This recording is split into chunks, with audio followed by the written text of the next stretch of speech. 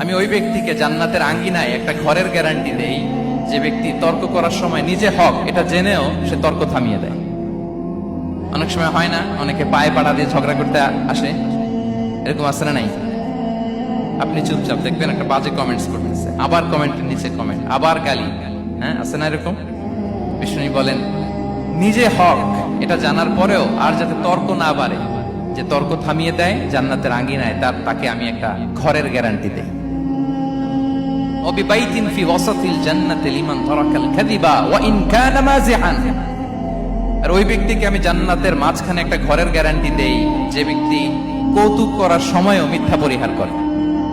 করতেছে কৌতুক, ফান করতেছে, আর হি ইজ কিডিং, পান করে, কৌতুক করে, কিন্তু কৌতুকের সময়ও সে মিথ্যা বলে না।